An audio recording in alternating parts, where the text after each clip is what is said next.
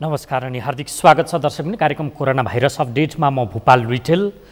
Corona virus update सबैभन्दा पहिला संसारभरकै तथ्याङ्कबाट गरौँ। विश्वमा कोरोना भाइरसको सङ्क्रमण फैलिएको यो 7 महिना गत वर्ष सन् 2019 को डिसेम्बर 31 चीनको वुहानबाट यो सङ्क्रमण फैलिए पछाडिका 7 महिनाभन्दा बढीको यो समयमा 213 मुलुक र 2 अन्तर्राष्ट्रिय पानी जहाजमा गरी अहिलेसम्म 1,87,00,000 भन्दा बढी सङ्क्रमित भएका छन् भने 7,04,000 भन्दा बढीको मृत्यु भएको छ र सबैभन्दा बढी सङ्क्रमित अमेरिकामा छन्। त्यसपछि ब्राजिल, भारत संसारमा तेस्रो धेरै सङ्क्रमित देश, नेपालको उत्तरी दक्षिणी छिमेकी र त्यो एसियाको सबैभन्दा बढी सङ्क्रमण भएको देश र नेपाल चाहिँ एसियामा 25औं मुलुकमा पर्छ बढी सङ्क्रमित हुने देशहरूको सूचीमा र संसारमा नेपाल 66औं स्थानमा छ। नेपाल प्रसङ्ग यसरी जोडेपछि नेपालको विषय फेरि प्रवेश गरौँ। साउन 20 सम्म स्वास्थ्य तथा जनसङ्ख्या मन्त्रालयले दिएको तथ्याङ्क अनुसार नेपालमा सङ्क्रमितको सङ्ख्या 21,000 नागेको छ। यो लकडाउन खुल्ला गरिएको साउन 6 पछाडि 3,015 जना सङ्क्रमित बढेका छन् र सङ्क्रमितको सङ्ख्या 21,009 पुगेको छ। अर्थात् नेपालमा लकडाउन जारी रहेको अन्तिम दिन साउन 6 गते 17,994 जना सङ्क्रमित थिए। यसैगरी लकडाउन जारी रहेको अन्तिम दिन 40 जनाको मृत्यु भएकोमा 18 जनाहरू थपको मृत्यु हुँदै 58 पुगेको छ र समाचार यसरी आएको छ कि वीरगञ्जमा एक युवतीको मृत्यु भएको छ र उनको पनि कोरोना सङ्क्रमणकै कारण मृत्यु भएको जानकारी प्राप्त भएको छ। यो लाई पनि जोड्ने हो भने सङ्क्रमित नेपालमा जसको मृत्यु भएको छ तिनीहरूको सङ्ख्या 59 पुगेको छ। सङ्क्रमण बढ्दै गए पछाडि सरकारले फेरि अब लकडाउन गर्ने कि भन्ने सन्दर्भमा परामर्शहरू सुरु गरेको छ। प्रधानमन्त्री केपी शर्मा ओलीले मङ्गलबार मात्रै पनि सर्वपक्षीय छलफल गरेर अब लकडाउन के गर्ने भन्ने विषयमा विज्ञहरूसँग छलफल गरेको छ र त्यो छलफलमा स्मार्ट लकडाउन, आवश्यक परे कर्फ्यू जस्ता विषयहरू सुझाइएको जानकारी गराइएको छ र यति बेला नेपालमा सङ्क्रमितको सङ्ख्या बढ्दै गए पछाडि विभिन्न 12वटा जिल्लामा निषेधाज्ञा जारी गरिएको छ।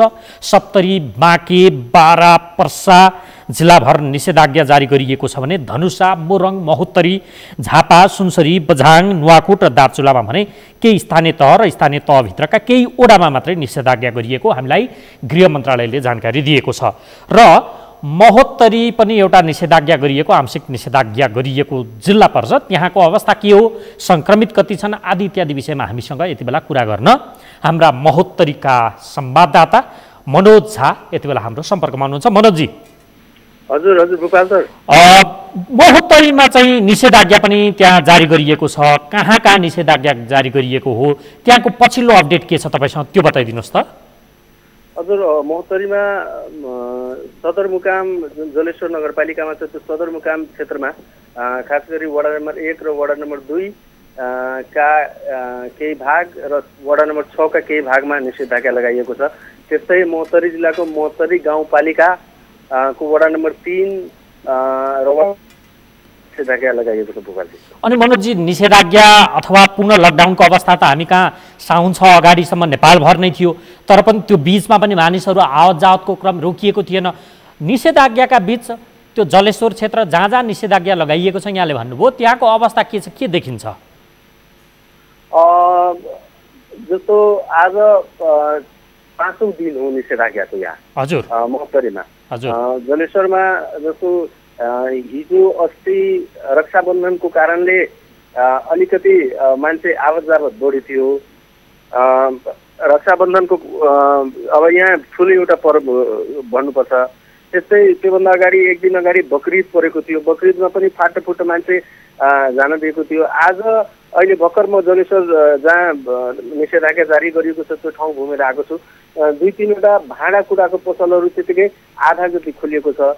एउटा फलफुल पसल पनि खोलिएको छ, औषधि पसल खोलिएको छ र त्यसबाहेक ब्याङ्कहरू जुन छ 10 बजेदेखि 12 बजेदेखि खोलिरहेछन्। ब्याङ्कमा पनि एकदम डिस्टेन्स मेन्टेन गरेर सेवाग्राहीलाई सेवा प्रदान गरिरहेको छ र बाटोहरू प्राय सुनसानै छ भूपालजी। अनि तपाईँले भन्नुभयो केही भाडा पसलहरू भन्नुभयो, तिनले चाहिँ चल्न पाउने खुल्न पाउने हो? होइन, त्यो खुल्न पाउने होइन। अनि जस्तो त्यसलाई नियमनका लागि सुरक्षाकर्मी परिचालित होलान्, तिनले के गरिरहेका छन्? सुरक्षाकर्मी प्राय ठाउँमा अब जहाँ छन् त्यहाँ बसिरहेका छन्। जस्तो अब मै आफै पनि हामी सञ्चारकर्मीलाई त जान आउन छुट छ, त्यही पनि कसैले कसैले त रोक्नु त पर्छ नि। के होइन कहाँ जान लागेको, हामी बाइकै लिएर म गएको थिएँ। हजुर। अब जुन रूपमा जस्तो पहिला पनि हामी आशंका व्यक्त गरेका थियौँ प्रमुख जिल्ला अधिकारी कहाँ कि हामी यो नाम मात्रको निषेधाज्ञा जारी गर्दैछौँ कि साँच्चैको निषेधाज्ञा जारी गर्दैछौँ भनेको त्यहाँ हेलचेक्राइ छ, लापरवाही छ, औपचारिक रूपमा निषेधाज्ञा भनियो तर त्यसको नियमनको पाटो छैन। छैन, पुरै छैन। अब यहाँ मसरीमा हिजोसम्ममा 915 जनालाई 916 जनालाई कोरोनाले सङ्क्रमित बनाइसकेको छ। अस्ति पनि केही चेक भयो जिल्ला प्रशासन कार्यालयमा, हिजो पनि जलेश्वर नगरपालिका कार्यालयमा चेक भयो र जुन रिपोर्ट आज भोलि आउँदैछ त्यसले झन् यसलाई स्पष्ट गर्छ कि हामी कुन रूपमा समुदायमा हामी कहाँ कोरोना गइसकेको छ भोपालजी। अनि जस्तो अब 916 त सङ्क्रमित नै छन्, एकातर्फ निषेधाज्ञा भनिएको छ, त्यसको पालना देखिन्न, मानिसहरू किन यो तहको हेलचेक्राइ गर्छन्? उनीहरूलाई अब यो कोरोना चाहिँ हाउगुजी मात्रै हो, केही हुन्न भन्ने रहेछ कि त्यस्तो केही बुझ्नु भयो यहाँले? धेरैजनासँग हामीले सोध्यौँ। अब केही मान्छेले भन्छ अब प्रधानमन्त्रीले नै भनिदिनु भएको छ कि अब हाँस्यु गर्नुहोस्, बेसार सुसार खानुहोस्, गइहाल्छ। त्यो रूपमा अलि कमेन्टको रूपमा त्यसरी गरिरहेछन्। केहीले भन्छन् कोरोनाले मृत्युदर कम छ, अब आफू बच्ने हो, यहाँ आफू जोगिने भन्ने कुरा सबैले गरिरहेछन्। तर जस्तो अब स्वार सङ्कलनको स्थितिमा स्वार सङ्कलन जहाँ गरिएको छ त्यो ठाउँमा चाहिँ एकदमै मान्छे सेन्सिटिभ देखिएका छन्। कि होइन ग्लोभ्स चेन्ज गरेर लिनु पर्यो, स्वार सङ्कलन गर्नु पर्यो। तर त्यही मान्छे जब बाहिर जान्छ बजारमा खुलेआम बजार ठाउँ ठाउँमा लागिरहेछन्। जलेश्वर नगरपालिकाभित्रमा बजार लागेको छैन तर ठ्याक्कै 2-3वटा वडा बाहेक त बजार लागिरहेछन्। बाहिर पनि त कन्ट्रोल गर्नुपर्ने हो, कुनै कन्ट्रोल छैन बाहिर। अनि जस्तो मनोजजी अब यसको नियमन गर्ने त्यहाँनिर जिल्ला अधिकारीहरू हुन्छन्, प्रमुख जिल्ला अधिकारीहरू, सुरक्षाकर्मी त फिल्डमै खटिने भए, के सुरक्षाकर्मीमा पनि अब सङ्क्रमण बढ्दै गएकाले प्रहरीहरू नि डराएका छन् त्यसलाई नियमन गर्न र निर्वाध रूपमा छोडिदिइराखेको हो कि के भन्छन् प्रमुख जिल्ला अधिकारीहरू? यो नियमनको पाटो किन यस्तो चाहिँ खुकुलो भयो त्यहाँ? अब सोद्धाखेरि भन्छ होइन भइरहेछ। अब जब मार्केटमा गइन्छ त्यति बेला त लागिरहेछ नि, मान्छे अब गइरहेछ, फाटफुट गाडी चलिरहेछ, जुन रूपमा संवेदनशीलता देखाउनु पर्ने त्यो देखाएको छैन। कार्यालयहरू अत्यावश्यक सेवाको लागि खोलिएको छ, सेवाग्राही कमै छन्। तर खास गरी जो जिल्ला प्रशासन कार्यालय हो या जिल्ला प्रहरी कार्यालय हो या राजनीतिक दलहरू हो, अब प्रजातन्त्रमा गणतन्त्रमा राजनीतिक दलहरू अलि बढी सक्रिय हुनुपर्ने हो, त्यो चाहिँ देखिएको छैन। जसलाई जसरी भइरहेछ अब माथिको अर्डर छ, माथिलाई देखाउनु छ, ल ठिक छ, सबैलाई भोपालजी यहाँ ठिक्क पारेको अवस्था मात्रै छ। जस्तो मनोजजी अब यहाँ काठमाडौँ अथवा केन्द्रमा के देखियो भने हामीले पनि देखाइरहेका छौँ, अब मूलत सत्तारूढ दलकै अथवा अरू राजनैतिक दलको पनि बैठक सभा मिटिङ भइरहेको ठाउँमा नेताहरूले नि मास्क प्रयोग नगरेको, डिस्टेन्स मेन्टेन नगरेको, जुन स्वास्थ्यका सावधानीका मापदण्डहरू पालना गर्नुपर्ने थियो त्यो पालना नगरेको देखियो। त्यसको असर कतिपयले चाहिँ यसो भनिरहेछन्, अगुवाले त त्यो गरेका छैन, उनीहरू ढुक्क छन्, हामीले किन हुनु पर्यो, हामीलाई केही हुन्न भने, त्यसकारण त्यो देखासेखी गर्दा सडकमा निस्किएका कारण सुरक्षाकर्मीले मास्क नलाउने भनेर दण्ड पनि तिरायो भन्ने सम्मका समाचारहरू आएका छन्। मौतरीको अवस्था के हो? मानिसहरूले त्यो सिकाएका छन् कि छैनन्? अनि फेरि उल्लङ्घन गर्नेलाई त्यहाँ जरिवाना उठाइएको छ कि छैन? यो के छ यो पाटो चाहिँ? उल्लङ्घन जस्तो योभन्दा अगाडि निषेधाज्ञा जारी गर्नुभन्दा अगाडि मास्क लगाउनमा 2-3 दिन अलि बढी कडाइ गरियो, खास गरी सदरमुकाममा। उनीहरूमध्ये मास्क नलगाउनेलाई धेरैलाई कारबाही पनि गरिए, जुर्माना पनि भराए। तर यो बिचमा अहिलेको उसमा मैले हाम्रो प्रमुख जिल्ला अधिकारी र प्रहरी प्रमुखलाई सम्पर्क गर्ने कोसिस गरेको थिएँ कि के छ अपडेट, तर त्यस्तो जरिवाना गरेको कुरा बाहिर अहिले आएको छैन मोबाइलले। भनेपछि जरिवाना पनि छैन? अब त्यहाँ नगरी नहुने काम तपाईँ के देख्नुहुन्छ? जस्तो फिल्डमा तपाईँ रिपोर्टिङमै पनि हिँड्नुहुन्छ मनोजजी, नगरी नहुने जस्तो नाकातिरको अवस्था के हो? नगरी नहुने काम ताकि त्यसले भोलि हुन त अब समुदाय स्तरमै सङ्क्रमण देखियो पनि भनिएको छ, त्यो आगो सल्के जस्तो नसकियोस् कामना त गरौँ। त्योबाट जोगिन नगरी नहुने कामहरू के हुन सक्छन्, कुनै फिडब्याक सुझाव छ? निश्चितमा पहिला सबभन्दा पहिला त परीक्षणको दायरा बढाउनु पर्यो। अब यहाँ अधिकांश मान्छेको अनुमान छ कि मोर देन 90% मान्छे कहाँ कोरोना पुगिसकेको छ। हजुर, किनभने जुन रूपमा अब मार्केटमा खुलेआम घुमिरहेछ, आफ्नै घरमा खुलेआम बाहिर गइरहेछ, सामान लिइरहेछ, अरूसँग सुर्ती मारेर खाइरहेछ, खुवाइरहेछ, जुन रूपमा पोजिटिभ मान्छेहरू पनि धेरै ठाउँमा गएका, कन्ट्र्याक्ट ट्रेसिङका कामहरू भएको छैन। पहिला परीक्षणको दायरा बढाउनु पर्यो। त्यसपछि जुन अहिले पनि अब निषेधित क्षेत्र बाहेक यहाँ बोर्डर पर्छ महोत्तरीमा, बोर्डरमा अहिले पनि आवत जावत जारी नै छ। अब खुला रोडबाट चाहिँ जान दिइरहेको छैन, तर जहाँ पानी जमेको छ उताबाट चाहिँ मान्छेहरू गइरहेछ। नेपालका पनि भारतका पनि सुरक्षाकर्मीहरू देखिरहेछन्। त्यसलाई रोक्नु पर्यो। र जलेश्वर सदन कुनै एक दुई ठाउँ एउटा दुईवटा वडामा मात्र निषेधाज्ञा जारी गरे भएन।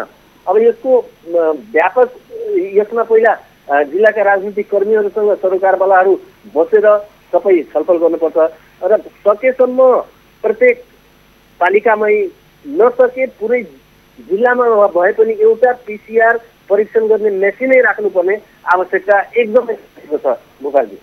हवस् मनोजजी, जानकारी दिनुभयो, तपाईँलाई धेरै धेरै धन्यवाद।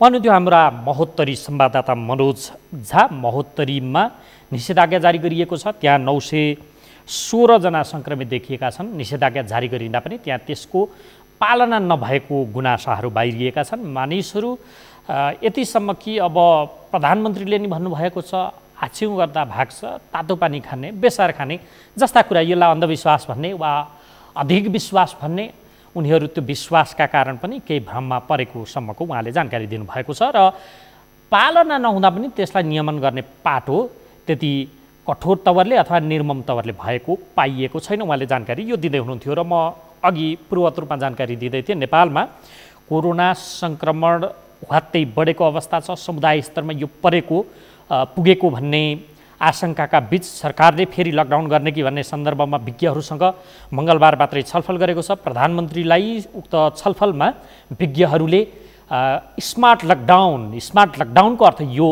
कि जहाँ जहाँ सङ्क्रमण देखिन्छ त्यस क्षेत्रमा सिलै गर्ने, निषेधाज्ञा जारी गर्ने, आवश्यक परे कर्फ्यू नै लगाउने सम्मको सुझाव दिएका छन्। तर देशैभरि एकैचोटि लकडाउन नगर्न उनीहरूले सुझाएका छन्, यसकारण कि हाम्रो 121 दिनसम्म भएको लकडाउनमा जुन किसिमको पीडा आम मानिसले भोगे, अर्थतन्त्र चलायमान नहुँदाको गति लगायतका विषय र कतिपयले त आर्थिक कारणले देखाएर आत्महत्यासम्म गरेको विषय पछाडि त्यस्तो किसिमको कठोर लकडाउन नगर्न सुझाएका छन्। र जहाँ देखिन्छ त्यही लकडाउन गर्ने, अर्थात् एउटा टेलरमा जसरी मानिस पिछेको नाप जाँच पिछेको फरक फरक लुगा सिलाइन्छ, त्यस्तै ठाउँअनुसार त्यहाँको स्थितिअनुसार परिस्थिति बुझेर लकडाउन गर्न सुझाएको बताइएको छ।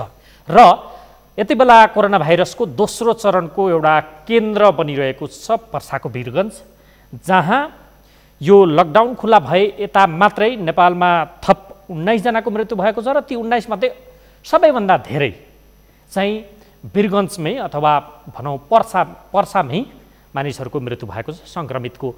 यो अवस्थाका बीच त्यहाँ पनि निषेधाज्ञा जारी गरिएको छ। त्यो अवस्था के छ? आजै मात्र पनि सूचना यसरी आएको छ, एक युवतीको मृत्यु भएको छ। उनको मृत्यु कोरोना सङ्क्रमणकै कारण मृत्यु भइसके पछाडि आएको स्वाब परीक्षण रिपोर्टले बताएको छ। खासमा के हो अवस्था, के हुँदैछ, कडाइको विषय, पालनाको विषय, अरू विषय यी जबै जोडेर आज अब हामी हाम्रा पर्सा वीरगञ्जका संवाददाता नरेश सराफसँग कुराकानी गर्दैछौँ। नरेशजी। हजुर भोपाल सर, सुरुमै तपाईँलाई चाहिँ के सोधौँ भने यो समाचार यसरी आएको छ, वीरगञ्जमा थप एक युवतीको मृत्यु भएको छ र उनको मृत्यु कोरोना भाइरसको सङ्क्रमणकै कारण भनेर समाचारहरू आएका छन्। यसको आधिकारिकता के छ, के बुझ्नुभयो बताइदिनुहोस् त। भोपाल सर, यो नेसनल मेडिकल कलेजमा चाहिँ उपचारको लागि ल्याउँदै गर्दा चाहिँ बाटोमा एउटा 18 वर्षीय युवतीको मृत्यु भएको थियो र उनको PCR परीक्षण गर्दा चाहिँ कोरोना सङ्क्रमणको पुष्टि भएको छ। नारायणी अस्पतालको प्रयोगशालामा चाहिँ मङ्गलबार राति नै उनको स्वाब परीक्षणको लागि स्वाब सङ्कलन गरिएको थियो PCR को लागि। अनि रिपोर्ट आउँदाखेरि चाहिँ आज उनमा कोरोना सङ्क्रमणको पुष्टि भएको छ। यद्यपि सोमबार चाहिँ उनलाई पर्साको पोखरिया नगरपालिका वडा नम्बर 9 ती युवतीमा चाहिँ सोमबार पटक पटक बान्ता आएपछि उपचारको क्रममा वीरगञ्ज ल्याउँदाखेरि चाहिँ बीच बाटैमा मृत्यु भएको भनेर अस्पतालका चिकित्सकहरूले जानकारी दिएका छन्। उनीहरूलाई शङ्का लागेर चाहिँ नारायणी अस्पताल नेसनल मेडिकलमै सब राखेर चाहिँ उनको पिसिआरको लागि स्वाब सङ्कलन गरेको थियो र राति नै त्यो रिपोर्ट चाहिँ पोजिटिभ आएको भनेर नारायणी अस्पतालका मेडिकल सुप्रिन्टेन्डेन्ट हुनुहुन्छ डाक्टर मदन उपाध्यायले उहाँले जानकारी गराउनु भएको छ। अनि नरेशजी यो त एकजनाको मृत्यु भयो, प्रत्येक दिन राति जस्तो अबेर राति वीरगञ्जमाथि यति सङ्क्रमित त्यो पनि सुरक्षाकर्मी, पत्रकार, चिकित्सक भनेर समाचारहरू दिनौ जसो आएको थियो। आजको अपडेट के छ? एकदम सर, आज पनि लगभग हाम्रो पर्सा जिल्लामा भन्नुपर्दा 650 भन्दा बढी सङ्क्रमित पुगिसकेका छन्। हजुर, जम्मा 170 जना जति डिस्चार्ज भए उपचार पश्चात घर फर्किसकेका छन्। अहिले पनि लगभग कोभिड अस्पताल वीरगञ्जको गण्डक स्थित रहेको कोभिड अस्पताल र वीरगञ्ज हेल्थ केयरमा चाहिँ लगभग 75 जनालाई राखेर उपचार गर्ने काम भइरहेको छ भने अन्य जति सङ्क्रमितहरू हुनुहुन्छ उहाँलाई चाहिँ उनीहरूकै होम आइसोलेसनमै राखेर उपचार गर्ने काम भइरहेको छ। मङ्गलबार राति पनि परीक्षण पक्कै भयो, त्यो परीक्षणको रिपोर्ट आयो होला। कति सङ्क्रमित थपिए त आज? पुनः रिपोर्टको जानकारी गराउनु भएको छैन उहाँहरूले। अहिले पिसिआर अहिले पनि गर्ने काम भइरहेको छ। हुन त यो युवतीको बारेमा पुष्टि गर्नको लागि हामीले फोन गर्दा मृत्युलाई जानकारी लिँदा चाहिँ उहाँको रिपोर्ट चाहिँ पोजिटिभ नै आएको हो भनेर जानकारी गराउनु भएको छ। अहिले पनि परीक्षण गर्ने काम भइरहेको छ। यदि पुनः परीक्षणको रिपोर्ट फाइनल आएपछि उहाँहरूले सार्वजनिक गर्ने भनेर हामीले जानकारी गराउनु भएको छ। गोपालजी, ओके नरेशजी, अब जस्तो त्यहाँ त सङ्क्रमित बढे पछाडि दोस्रो चरणमा भकाभक मानिसहरूको मृत्यु नै हुन थालिसक्यो अनि कतिपय सङ्क्रमितहरू सिकिस्त अवस्थामा भए पछाडि आइसोलेसन र भेन्टिलेटरमा सम्म पुर्याएको भनेर समाचारहरू आएका थिए। त्यस पछाडि निषेधाज्ञा जारी गरियो। त्यो निषेधाज्ञा पालनाको अवस्था के कस्तो छ त्यो बताइदिनुहोस् त। एकदम यहाँ निषेध आज्ञा लागू गरेको आज 13 दिन लगभग भइसकेको छ। स्थानीयले पूर्ण रूपमा पालना गरे पनि अहिले के छ भने भूपालजी, लगातार 13 दिनसम्म निषेध आज्ञा जारी हुँदा पनि यहाँका जनताहरू पनि एक किसिमको आजित भएका छन्। यहाँका पूर्ण रूपमा बजारहरू बन्द भएपछि अति आवश्यक सामानहरू खरिद गर्नको लागि पनि व्याकुल भएका छन्। हुन त सुरुमा जुन चैत 11 गते लकडाउन गरिएको थियो त्यसको ठ्याक्कै 4 दिनपछि यहाँका जनप्रतिनिधिहरूले राहत वितरण गर्ने काम गरेका थिए। तर आज 13 दिन भइसकेको छ। पर्सा जिल्लामा अहिले राहतको त पुरै छोडौँ सर, यहाँका एकजना प्रतिनिधिहरूले पनि स्थानीय जनताहरूलाई भेट गर्न पुगेका छैनन्, न सम्पर्कमा आएका छैनन्। र यिनीहरूले कोरोना सङ्क्रमणको व्यवस्थापन कसरी गर्नुपर्छ र यसलाई कसरी रोकथाम गर्नुपर्छ त्यसमा पनि ध्यान नपुगेका कारण प्रस्तावको लगभग 14वटै निकायका प्रमुखहरूलाई चाहिँ SMS मार्फत अगुवा गर्ने काम पनि स्थानीयले गरिरहेका छन्। त्यो त अर्को चेप्टर हो। तर अहिले यहाँ पर्सा जिल्लामा एकदम भयावह स्थिति जुन प्रकारले कोरोना सङ्क्रमणले भएको छ त्यो भन्दा पनि अहिले नयाँ भयावह स्थिति हुनेवाला छ। उपचारको अभावमा मान्छे ज्यान गुमाउनु पर्ने अवस्था आएको छ। जस्तै यो नेसनल मेडिकल अहिले पर्सा जिल्लामा एकजना मात्र अस्पताललाई अथराइज गरेको छ। नारायणी अस्पतालले जति पनि नारायणी अस्पतालमा आइपुग्ने पेसेन्टहरूलाई चाहिँ नेसनल मेडिकलमा राखेर उपचार गर्ने एउटा सहमति भएको छ।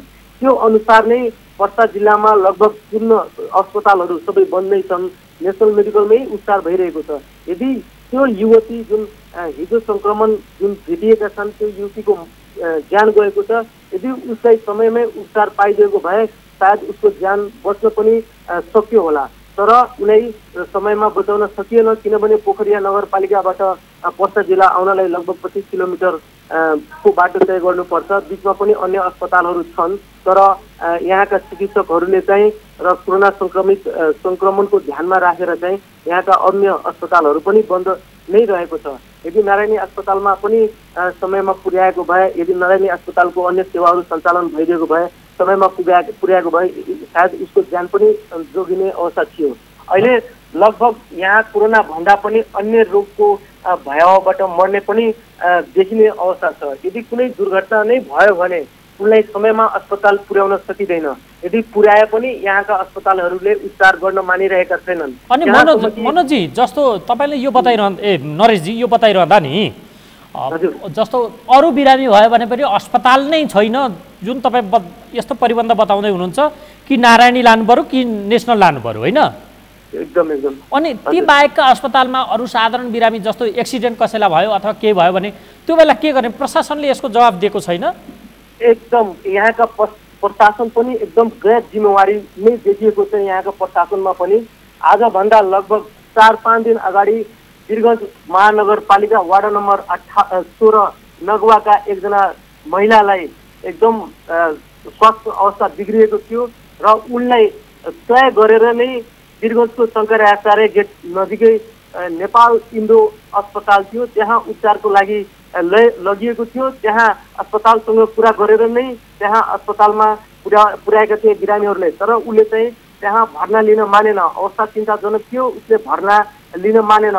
त्यो आफन्तहरूले तत्काल एम्बुलेन्सलाई खबर गर्दा पनि एम्बुलेन्स नआएपछि आफ्नै सवारी साधनमा राखेर चाहिँ वीरगञ्ज नारायणी वयोदा अस्पतालमा पुर्याएको थियो र त्यहाँ उपचारको क्रममा उनको ज्यान गएको थियो।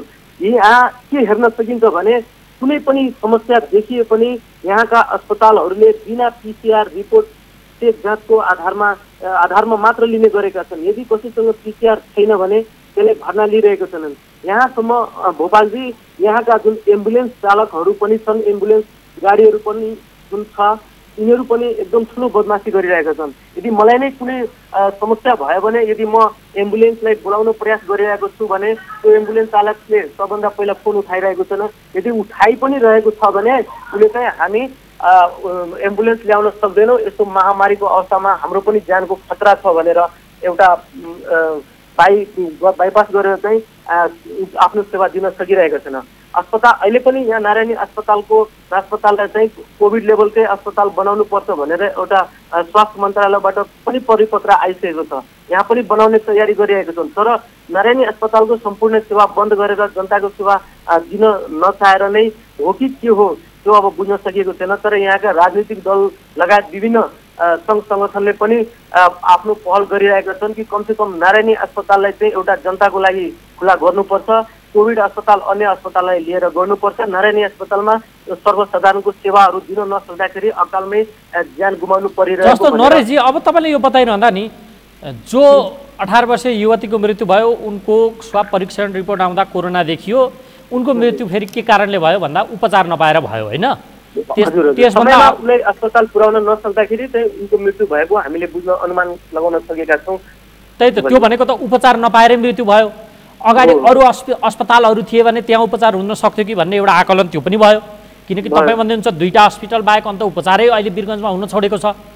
साधारण बिरामीको पनि उपचारका लागि कोरोना नै हो भन्ने आशंका गरेर उतै जानुपर्ने अनि PCR रिपोर्ट लिएर अनि मात्रै जानुपर्ने भनेपछि त यो बाध्यतामा जसरी पारिएको छ नि यो चल्ने नि त्यसरी हो या यसको कुनै वैकल्पिक व्यवस्था हुन्छ भनेर के जवाब दिन्छन् प्रमुख जिल्ला अधिकारीहरूले? त्यो चाहिँ यहाँ एकदम प्रमुख जिल्ला अधिकारीले चाहिँ अहिलेसम्म हाम्रो फोन उठाउनु भएको छैन। न उहाँका जुन एउटा प्रवक्ताका रूपमा तोकिएका छन् जुन सहायक सूर्य हुनुहुन्छ ललित कुमार बस्नेत, उहाँहरूले अहिलेसम्म हाम्रो फोन उठाउनु भएको छैन। हामीले नारायणी अस्पतालको मेडिकल सुपरिन्टेन्डेन्ट डाक्टर मदन उपाध्यायले दिएको जानकारीको आधारमा नै हामीहरू PCR गरिएको परीक्षणको रिपोर्टहरू हामी सार्वजनिक गर्ने गरेका छौँ। उहाँहरूले कुनै निर्णय गर्नुहुन्छ भने एउटा फेसबुक उहाँहरूको एउटा फेसबुक पेज छ, त्यो फेसबुकमा राखेर चाहिँ जानकारी गराउनुहुन्छ। तर हामीले सोधेको कुरा जानेको कुरा बुझ्ने प्रयास गर्छौँ, त्यो बेलामा हामीलाई सहज रूपमा पनि यहाँ सूचनाहरू उपलब्ध गराउने गरेका छैन भोपालजी। जस्तो अब वीरगञ्ज महानगरपालिकाकै मेयर विजय सरावगीमा पनि कोरोना संक्रमण पुष्टि भयो, उहाँ त्यस पछाडि काठमाडौँ हुनुहुन्छ, उहाँको परिवारमा पनि देखिएको कुरा आछ। अब त्यहाँकै सांसद चाहिँ प्रदीप यादवलाई संक्रमण देखियो भनेपछि जनप्रतिनिधिलाई पनि संक्रमण देखिएको छ, कर्मचारीमा पनि संक्रमण देखिएको छ। आम मानिस त डराउनु पर्ने, सचेत हुनुपर्ने, यतिसम्म कि फेरि सब व्यवस्थापनमा लाँदा पनि त्यहाँ लाठीचार्ज गर्नुपर्ने, हवाई फायरै गर्नुपर्ने परिस्थिति आएछ। कोभिड हस्पिटलको रूपमा विकसित गर्छौँ भन्दा पनि होइन यहाँ गर्नुहुन्न, यहाँ चाहिँ महामारीले मान्छे मार्ने भनेर विरोधका स्वरहरू स्थानीयहरूबाट आए भनेर पनि समाचारहरू आए। यसबारे पब्लिक सचेत हुँदैन, पब्लिक अवार हुनु पर्दैन, सचेत हुनु पर्दैन? यो गर्ने मामिलामा राजनीतिक दलको भूमिका किन शून्य देखियो? एकदम भोपाल सर जस्तो कि जुन भन्नुभयो नि पब्लिकको एकदम यहाँ चासोको विषय छ। यहाँका स्थानीय बासिन्दाहरूको के माग छ भने कोभिड अस्पताल बनाउनु पर्छ। वीरगञ्जकै नेसनल मेडिकल जुन कलेज छ त्यहाँ लगभग 1500 भन्दा 2000 को बेड शैय्या भएको बेड छ। नारायणी अस्पतालमा 100 बेडको मात्र छ। 200 अरू मिलाएर लगभग 300 बेडको यहाँ क्षमता छ। तर नेसनल मेडिकलमा लगभग 1500 बेड भन्दा माथि नै त्यसको क्यापेसिटी छ। यहाँ जनताको के माग छ भने नारायणी अस्पतालमा उपचार गर्दाखेरि जनतालाई सर्वसुलभ तरिकाले कम खर्चमा र स्तरीय सेवा पाउने गरेका छन्। तर यहाँबाट हटाउने बित्तिकै त्यहाँ आर्थिक चलखेल पनि हुने गरेको छ। जस्तो बाटैमा यदि कुनै बेसहारा व्यक्तिहरू बिरामी परेका छन् भने त्यसलाई उपचार गर्न नेसनल मेडिकलमा सम्भव छैन, किनभने त्यहाँ बढी शुल्क तिर्नुपर्ने हुन्छ। तर नारायणी अस्पतालमा चाहिँ थोरै शुल्कमा राम्रो सेवा पाउने भएकोले जनतालाई पनि उसको जुन पाउनुपर्ने सेवा सुविधा चाहिँ त्यसबाट वञ्चित हुन सक्दैन। त्यही भएर चाहिँ यहाँ कोभिड अस्पताल बनाउनु पर्छ। यहाँ स्थानीयको माग पनि छ। यहाँका राजनीतिक दलहरू पनि पहल गरिरहेका छन्। आज उनीहरूको पहलकै कारणले वीरगञ्जमा थप एउटा कोभिड अस्पताल सञ्चालनमा आएको छ र एकजना अझै यहाँ एउटा सानो पाइला नामका संस्था छ। त्यसले पनि लगभग 40 बेडको वीरगञ्जको आदर्शनगरमा रहेको कलवार धर्मशालालाई चाहिँ आफ्नो अधीनमा लिएर चाहिँ 40 बेडको आइसोलेसन वार्ड बनाएको छ।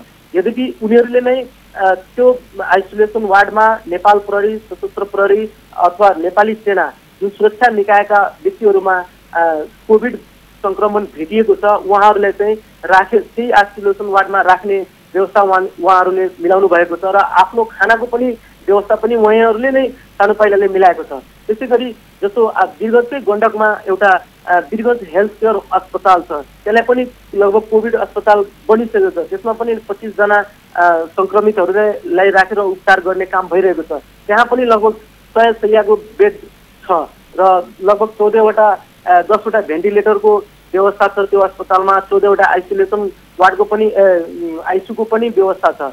त्यहाँ पर्याप्त मात्रामा चिकित्सकहरू पनि हुनुहुन्छ। र अर्को के छ भने त्यहाँ 100 बेडको हुँदा पनि अहिले पनि लगभग 200 सङ्क्रमितहरूलाई चाहिँ होम आइसोलेसनमै यहाँका प्रशासनले राखेका छन्, जसले गर्दा तिनीहरूलाई लगभग 5-5 दिन भइसकेको छ सङ्क्रमण भएको। अहिलेसम्म एउटा औषधि दिएको छैन, घरमै थुनिएर राखिरहेको छ। यहाँको जनताहरूले पनि एकदम आक्रोशित। अन्त्यमा जस्तो नरेशजी एकदम अन्त्यमा बताइदिनुहोस् त, एक समय त त्यहाँ झन्डै पहिलो चरणमा चाहिँ सङ्क्रमणको केन्द्रै बनेको थियो, फेरि बिचमा लगभग सङ्क्रमण मुक्त जस्तो भइसकेको थियो पर्सा वीरगञ्ज। कमजोरी कहाँबाट भयो र यो दोस्रो चरणमा यो तहमा पुग्यो त्यहाँ जबकि एकदम डराउनु पर्ने भयावह परिस्थिति नै सिर्जना लगभग भयो त्यहाँ। यो परिस्थिति अचानक यसरी डेभलप कहाँबाट कमजोरी भएर यो अवस्था आयो? भोपाल सर एकदम तपाईँले जुन प्रश्न गर्नुभएको छ एकदम राम्रो प्रश्न छ। हाम्रो पर्सा जिल्लामा लगभग कोरोना सङ्क्रमण मुक्त भइसकेको थिए। एकजना पेसेन्ट मात्र हुनुहुन्थ्यो जुन कि साउनको असाढको अन्तिम चरणमा चाहिँ उहाँहरूलाई डिस्चार्ज गर्ने प्रक्रियामा थियो। जुन वीरगञ्ज महानगरपालिकाले चाहिँ एउटा एक घर एक PCR अभियान सञ्चालन गर्नको लागि अभियान चलाएको थियो र त्यसमा लगभग वीरगञ्जका व्यापारीहरूले लगभग 2.5 करोड भन्दा बढी सहयोग गरेका थिए र त्यो सहयोग पाएका महानगरपालिकाले एउटा आधुनिक मेसिन पनि PCR मेसिन गर्यो, जुन कि त्यसको क्यापेसिटी एक दिनमा 1000 देखि 1500 सम्मको PCR रिपोर्ट दिने क्यापेसिटी भएको मेसिन खरिद गरिएको थियो। मेसिन खरिद गर्न त गरियो, तर समयमा एक घर एक PCR परीक्षण गर्ने अभियान गरिएन। र अर्को कुरा, जुन सीमामा मुख्य नाकामा जुन कडाई थियो त्यो कडाई जुन छेउछाउको नाका छ त्यसमा देखिएन। यहाँ ड्युटीमा खटेका स्थानीय प्रशासनहरूले, प्रहरी प्रशासनले चाहिँ आफ्नो आर्थिक प्रलोभनमा परेर 200-500 रुपियाँ लिएर चाहिँ धमाधम भारतबाट आएका व्यक्तिहरूलाई भित्राउने काम गरियो। उनीहरूलाई चाहिँ समयमा क्वारेन्टाइनमा राखिएन र आफ्नो तरिकाले उनीहरू भित्राए र त्यही व्यक्तिहरू चाहिँ वीरगञ्जको पर्सा जिल्लाको विभिन्न ठाउँहरू आफ्नो आफ्नो घरमा पसे र उनीहरूलाई थाहा भएन कि हामीमा कोरोना सङ्क्रमण छ कि भनेर उनीहरू स्वयं विश्वस्त थिएन। त्यसले गर्दा उनीहरू मार्फत नै बिस्तारै समुदाय स्तरमा यो कोरोना सङ्क्रमण फैलिएको थियो र आज यस्तो अवस्था आएको छ। अब नगरी नहुने काम 1, 2, 3 गरेर तपाईँले जसरी मानिसहरूसँग कुरा गर्नुहुन्छ, फिल्डमा रिपोर्टिङमा पनि हिँडिराख्नु भएको छ, त्यो क्षेत्रमा त्यहाँ काम गरिरहेका विज्ञहरूको फिडब्याक के छ, सुझाव के छ? यी काम गरेन भने यहाँ चाहिँ अब यो डढेलो नै लाग्छ सङ्क्रमणको भन्ने खालको चेतावनी कसरी दिएका छन्? के गर्नै पर्ने खालको सुझाव छ? एकदम हिजो जुन गल्ती दोहोरियो, तर अब यसमा फिनतर्कै सरकार र स्थानीय प्रशासनमा अहिले पनि समयमा चेत गरेर चाहिँ यसको परीक्षणको दायरा पूर्ण रूपमा बढाउनु पर्यो। पुनः 50 जिल्लालाई लकडाउन गर्नु पर्यो र लकडाउनको साथसाथ यहाँ स्थानीयलाई आज 15 दिन 14 दिन 13 दिन भइसकेको छ निषेधाज्ञा गरेको। उनीहरूको घरमा कस्तो किसिमको अहिले अभाव भइरहेको छ। यहाँ धेरैजना श्रमजीवी पनि हुनुहुन्छ जुन कि रिक्सा ठेला चलाएर कमाउने दैनिकी ज्यालादरी गरेर आफ्नो घर पालन पोषण गर्ने गरेका छन्। तर आज उनीहरू 14 दिन 13 दिनदेखि घरमा बसिरहेका छन्। उनीहरूको आय स्रोत पुरै बन्द भइसकेको छ। एउटा निश्चित समय बनाएर पनि उनीहरूलाई राहतको व्यवस्था गर्नु पर्यो अनि लकडाउनलाई थप प्रभावकारी बनाउनु पर्यो। अहिले भोपाल सर एउटा अझै कुरा म भन्छु यहाँलाई, जबदेखि यहाँ निषेधाज्ञा गरिएको छ यहाँ थप कालाबजारी पनि एक किसिमको बढेको छ। यहाँका पसलहरू व्यापारहरू बन्द छन्, पसलहरू खाद्यान्नहरूको पसल बन्द छ, तर लुकीछिपी उहाँहरू बेच्नु भइरहेको छ। 1 रुपियाँको सामान 3 रुपियाँमा बेच्नु भइरहेको छ। यसको खोजबिन गर्ने कुनै निकाय छैन। जनताहरू थप मारमा परिरहेका छन्, एउटा राहत पाइरहेको छैनन्। त्यसमध्ये कालाबजारी पनि बढिरहेको छ। यावत विषयमा ध्यान दिनु पर्यो। हस्, तपाईँले जानकारी दिनुभयो, यो जानकारीका लागि धेरै धेरै धन्यवाद। उहाँ हुनुहुन्थ्यो हाम्रा पर्सा वीरगन्जबाट संवाददाता नरेश सराफ। पर्सामा लकडाउन निषेधाज्ञा जारी गरिएको छ। त्यहाँ सङ्क्रमितहरू उपचार नपाएरै मृत्यु हुने अवस्था पुगिसकेको उहाँले जानकारी गराउनु भएको छ। र अवस्था यो छ कि अन्य किसिमका बिरामीहरू पनि अस्पताल भर्ना हुन सक्ने अवस्था छैन, किनकि 2वटा अस्पताल मात्रै अहिले त्यहाँ सञ्चालनमा छन्। ती अस्पतालमा कोभिडका बिरामी मात्रै हेरिएको छ, अन्य बिरामीको उपचार हुन सकेको छैन। अन्य बिरामी अन्य अस्पताल जानुपर्ने अवस्था आयो भने उनीहरूलाई त्यही नारायणी र नेसनल अस्पतालतर्फै पठाइने गरिएको सम्मको सूचना उहाँले दिनुभएको छ। र यतिका बिच सँगसँगै त्यहाँनिर निषेधाज्ञा लामो भइरहँदा त्यहाँ चाहिँ खासमा खाद्यान्नको अभाव भएको, कालाबजारी मौलाएको जस्ता सूचनाहरू उहाँले हामीलाई दिनुभएको छ। र यसतर्फ तत्कालै सम्बन्धित निकायको ध्यान जान जरुरी छ, किनकि मानिसहरू पीडामा, रोग र भोकमा बसेका बेलाको बाध्यताको व्यापार अक्षम्य छ। त्यसलाई हदैसम्मको कारबाही गर्नु जरुरी छ। यो आम आवाजलाई तत्काल प्रशासनले सुनोस्। र बडो अचम्मलाग्दो विषय यो छ कि नेपालमा कोरोना भाइरस सङ्क्रमितहरूको सङ्ख्या बढ्दै जाँदा काठमाडौँ उपत्यकामा मात्रै 727 जना सङ्क्रमित भएको जानकारी प्राप्त भएको छ। 481 जना यसमा निको भएका छन् भने 20 जना आइसियुमा छन्, 2 जना भेन्टिलेटर र काठमाडौँमा मात्रै 541 जना सङ्क्रमित, ललितपुरमा 109 र भक्तपुरमा 77 जना सङ्क्रमित छन्। काठमाडौँ उपत्यकामा यो तहको सङ्क्रमणले यहाँको सघन बसोबास रहेको क्षेत्रमा समुदाय स्तरमै सङ्क्रमण फैलिएको आशंका व्याप्त भएको छ र यसलाई नियन्त्रणमा गर्न नसकिए अवस्था भयावह र नियन्त्रण बाहिर जान सक्नेसम्मको चेतावनीहरू विज्ञहरूले दिएका छन्।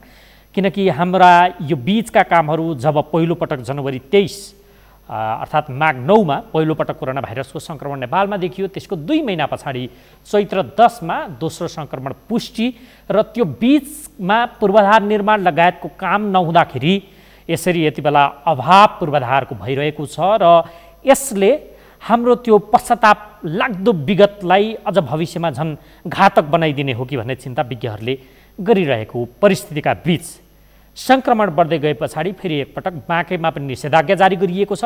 त्यहाँ निषेधाज्ञा पछाडिको अवस्था, सङ्क्रमितहरूको अवस्था, अन्य विषय समेत जोडेर अब हामी कुराकानी गर्नेछौँ। यति बेला हाम्रो सम्पर्कमा बाँकेबाट हाम्रा संवाददाता मधु पौडेल हुनुहुन्छ। मधुजी, हजुर निषेधाज्ञा जारी छ बाँकेमा, के छ अवस्था बताइदिनुहोस् त पहिले। अहिले खास गरी पछिल्लो समय बाँकेमा जुन अवस्थामा कोरोनाको सङ्ख्या कर्नेजीमा घट्दै गएको थियो, पछिल्लो समय फेरि पनि समुदाय स्तरमा कोरोना सङ्क्रमितहरू भेटिएका छन्, जसले गर्दाखेरि बाँकीले पछिल्लो समय फेरि पनि 4 दिन थपेर आउँदो शनिबार राति 12 बजेसम्मका लागि निषेधाज्ञा जारी गरेको अवस्था छ भने अहिलेको अवस्था हेर्दाखेरि बाटोमा खास गरी मोटरसाइकल लगायत निजी सवारी साधनहरू त्यही मात्रामा प्रचण्ड मात्रामा जुडिरहेको देख्न सकिन्छ। मधुजी, जस्तो अब निषेधाज्ञा गरेपछि आम मानिसहरू घरमा बस्न बाध्य छन्, बसेका पनि छन्, अपवाद बाहेकले यसलाई पालना गरे। यो नागरिकले कर्तव्य पालना गरेको देखियो। प्रशासनले चाहिँ यो निषेधाज्ञा गरेर त्यो बिचमा गर्ने के रहेछ, के काम गर्दो रहेछ उसले, अरू केही त्यो बुझिएको छ? खास गरी अब हामीले वास्तव रूपमा अब अलिकति बुझ्न चाहँदाखेरि जस्तो अहिले खास गरी यहाँको स्थानीयको माग भनेको एक घर एक केसीआर भनेर माग गरिरहेको तापनि यस सम्बन्धी प्रशासनले कुनै जानकारीहरू दिएको छैन र लकडाउन अथवा यो निषेधाज्ञा अवधिभर जति पनि कन्ट्याक्ट ट्रेसिङहरू गर्न सकिन्छ त्यसलाई मध्यनजर गरेर कन्ट्याक्ट ट्रेसिङ लगायत यो सस्पेक्टेड केसहरू के हुन सक्छन् उहाँहरूको स्वास्थ्य सङ्कलन गर्दै जुन कोरोना परीक्षण गर्ने भन्ने कुरा पनि राखेको छ विभागले। जस्तो मधुजी त्यो त मानियो, अब हामी कहाँ 121 दिनको लकडाउन भएको तितो यथार्थ पनि छ, जुन जरुरी थियो कि थिएन भन्ने खालको एक खालको बहस पनि छ। त्यतिन्जेल सरकारले के गरौँ भनेर प्रश्न यो बिचमा उठिरहेको छ। स्थानीय प्रशासनले निषेधाज्ञा त जारी गर्यो, मानिसहरू घरमा बसे, त्यसबापत तिनीहरूले लकडाउन पालना गरे कि गरेनन् भनेर ऊ हात बाँधेर अथवा त्यसको निगरानी गरेर बस्छ या यो बिचमा उसले परीक्षण बढाउने अरू काम के गर्छ, यो सोधे मैले। जस्तो कि अहिले यहाँले भने जस्तै गरी निषेधाज्ञा केका लागि भन्ने प्रश्नहरू पनि नउठेको त्यो त सङ्क्रमण फैलिन नदिएर मानिसहरू घरमा बसे मानियो, अब प्रशासनले त्यस बापत के गर्छ? यो जस्तो यहाँलाई मैले अलिकति जानकारी गराएँ, जस्तो हिजो मात्रै यहाँको स्थानीय कारागारमा पनि कैदीहरूलाई पनि कोरोना पोजिटिभ देखिएको छ विभागले। जसले गर्दाखेरि जुन लकडाउन अथवा निषेधाज्ञा मात्रै यस्तो भनौँ न एउटा उत्तर हो कि भन्ने कुरा पनि नआउन सक्छ र यस बिचमा प्रशासनले गर्ने भनेको काम भनेको जुन स्वास्थ्य सुरक्षाका नियमहरू भनौँ मापदण्डहरू अपनाउँदै कन्ट्याक्ट ट्रेसिङभन्दा अन्य कामहरू गरिरहेको अहिले देखिँदैन प्रकाशजी। भनेपछि यहाँनेरि गभर्मेन्टको तर्फबाट प्रशासनको तर्फबाट गर्नुपर्ने काममा चाहिँ नागरिकलाई लकडाउन गरेर घरमा बसाइयो तर त्यो काम प्रभावकारी रूपमा भएको जस्तो देखिन्न। अब अर्को कुरा, त्यहाँ नरैनापुर भनेर खुब एक समय चर्चामा पनि आयो, देशभरका सङ्क्रमितको अथवा बाँकेको त अधिकांश सङ्क्रमितै त्यहाँका थिए, अहिले त्यहाँको अवस्था के हो त्यो बताउनुहोस् त। भूपालजी जस्तो अहिले नरैनापुर खास गरी यो नेपालगञ्ज अहिले खास गरी नेपालगञ्जमै बढी मात्रामा सङ्क्रमितहरू भेटिनु भएको छ, तर नरैनापुरमा अहिले त्यस्तो किसिमको अहिले सङ्क्रमणहरू भेटिरहेको अवस्था छैन। जति पनि अहिले खास सङ्कलनहरू गरिएको छ त्यसमा प्रायः सबैको नेगेटिभ चाहिँ आएको मैले जानकारी प्राप्त भएको छ र नेपालगञ्जकै कुरा गर्दा नेपालगञ्जको महानगरपालिकै कुरा गर्दाखेरि नेपालगञ्जको महानगरपालिकाभित्र नै खास गरी यहाँको स्थानीय वडा अध्यक्ष जनप्रतिनिधि लगायत कर्मचारीहरूलाई पनि अहिले देखिएको हुँदाखेरि नगरपालिका जुन नेपालगञ्जको महानगरपालिका छ त्यो अहिले सिल गरेको अवस्था छ भूपालजी। अब जस्तो मधुजी मानिसहरू लकडाउनका कारण घरमा निषेधाज्ञाका कारण घरमा बसिरहँदा उनीहरूले त अब भोलिबाट चाहिँ निषेधाज्ञा हुँदैछ अरे, लकडाउन हुँदैछ है भनेर आजै त पक्कै पनि पूर्व सूचना पाएर चाहिँ त्यहाँ खाद्यान्न लगायतका सरसामग्री त पक्कै जम्मा गरेका थिएनन् होला, तिनीहरूको व्यवस्थापन त्यो व्यवस्थापकीय पाटो आपूर्ति सहज बनाउने पाटोमा चाहिँ के भएको रहेछ? जस्तो स्थानीय प्रशासनलाई पनि हामीले यस बारेमा कुरा गरेको छौँ। उहाँको जानकारी अनुसार उहाँले दिएको जानकारी अनुसार खाद्यान्न लगायत मेडिकल कृषि उपजहरूमा कुनै पनि त्यस्तो भनौँ बन्द गरिने हाम्रो होइन भनौँ न निर्देशन छैन भन्ने कुराको जानकारी आएको छ। त्यसले गर्दाखेरि यहाँ खाद्यान्न निर्माण सामग्री कृषकहरूले उत्पादन गरेको कृषि उपज वस्तुहरू मेडिकल लगायत औषधि उपचारको लागि मेडिकलहरू खुला रहेको अवस्था छ भूपालजी। अब अस्पतालको अवस्था जस्तो सुशील कोइराला प्रखर क्यान्सर हस्पिटलमा नै एक त बेडको अभाव भनिन्थ्यो विगतमै, अहिले फेरि सङ्क्रमित बढे, एक समय सङ्क्रमित वात्त थिए, त्यस पछाडि लगभग अब बाँके पनि सङ्क्रमण मुक्त हुन नलाग्यो भन्ने सुईको पाउँदा नपाउँदै फेरि सङ्क्रमितबाट यो हाल पुगेको छ। अर्को लायन्स डेन्टल हस्पिटलमा पनि सङ्क्रमितहरूको उपचारको लागि व्यवस्था गरिएको थियो। बेड अभाव, अस्पताल अभाव जस्तो सङ्क्रमित चाहिँ अब सङ्क्रमण भइसक्ने अनि मृत्यु भए पछाडि स्वाब परीक्षण गर्दा पुष्टि हुने जस्ता यो जुन किसिमको लुकाबारी जस्तो चलिरहेको अवस्था छ, त्यो अवस्था त्यसको व्यवस्थापन के भएको छ त्यहाँ? जस्तै खास गरी पछिल्लो समय बाँकेमा अहिलेसम्म भनौँ 470 जनामा कोरोना पोजिटिभ देखिएको छ, जसमा 394 जना भनौँ डिस्चार्ज भएर गइसक्नु भएको छ। आइसोलेसनमा 74 जना हुनुहुन्छ भने हालसम्म मृत्यु भएको सङ्ख्या 2 जना छ।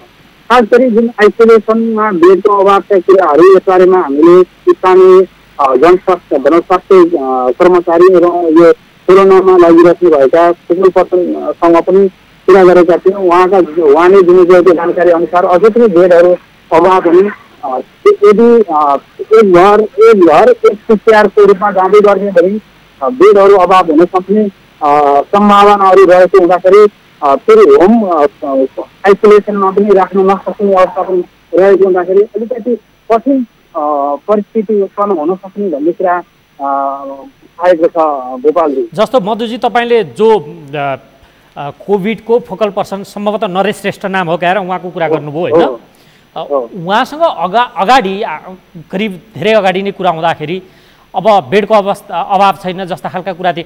त्यहाँ त सुशीलको एउटा प्रखर अस्पताल र एउटा लायन्स डेन्टल हस्पिटल दुईटा थिए, त्यो बाहेक अरू व्यवस्थापन के भयो त्यहाँ? सँगसँगै आन्तरिक राजस्व कार्यालयमा पनि कोरोना सङ्क्रमित कर्मचारीहरू भेटिएको हुँदाखेरि त्यही आन्तरिक राजस्व कार्यालयमा नै आइसोलेसन यो उसको आइसोलेसन भनौँ केन्द्रको रूपमा राखेको छ। यसै गरी अर्को नेपालगञ्जमै अर्को एउटा स्थापना गरिएको छ।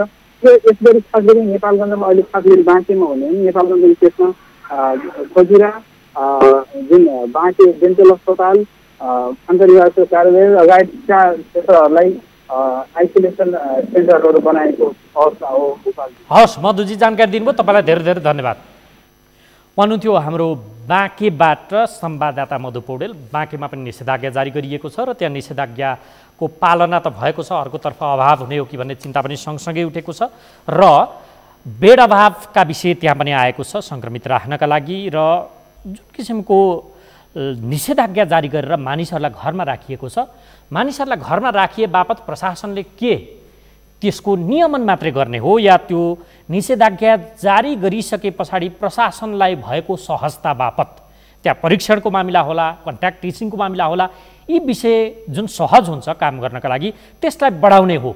यो मामिलामै प्रशासन त्यहाँ अन्योलमा परेको जस्तो खालको सूचना उहाँले हामीलाई दिनुभएको छ। र हुन त यो प्रवृत्ति नेपालगञ्जको मात्र होइन, देशभरकै लगभग उस्तै छ। 121 दिनको लकडाउन जारी रहँदा हुन त सरकारले हामी सङ्क्रमित खोजिरहेका छौँ, सङ्क्रमित भएकालाई उपचारको लागि हामीले प्रबन्ध गर्न सक्ने हाम्रो ल्याकत नहोला कि भनेर पहिले नै हामी सङ्क्रमित खोजेर लकडाउन गरेर त्यो सङ्क्रमण समुदाय स्तरमा अथवा व्यापक मात्रामा फैलिन नदिनका लागि कोसिस गरिरहेका छौँ सरकारले भन्यो। तर लकडाउन औपचारिकतामा सीमित भयो। अहिले पनि सीमा नाकाहरू त बन्द नै भनिएको छ, तर त्यहाँबाट आउने क्रम रोकिएको छैन। यो अवस्थाले देश कता जाला भन्ने चिन्ता अझै पनि व्याप्त छ मानिसहरूमा। कता अझै पनि ओभर कन्फिडेन्स बढ्ता विश्वास, अधिक विश्वासले काम गरेको जस्तो देखिन्छ। मानिसहरू रोगसँग डराएको जस्तो परिस्थिति देखिन्न, किनकि उनीहरूलाई रोगभन्दा भोग, स्वास्थ्यभन्दा बढ्ता कता आर्थिक कारण, परिबन्ध बढ्ता जोडिएर आएको छ। यसर्थ यसलाई समुदाय स्तरमा फैलिन दिएर राको बन्ने अथवा डडेलो बन्ने प्रयत्न अथवा दुस्साहसतर्फ नलाग्नु नै हितकर देखिन्छ नेपालका लागि। यति भन्छौँ र आजको कार्यक्रमको निर्धारित समय सकिएको छ। भोलि पनि फेरि तपाईँ हाम्रो भेट हुने नै छ। हामीलाई आजलाई बिदा दिनुहोस्। नमस्कार।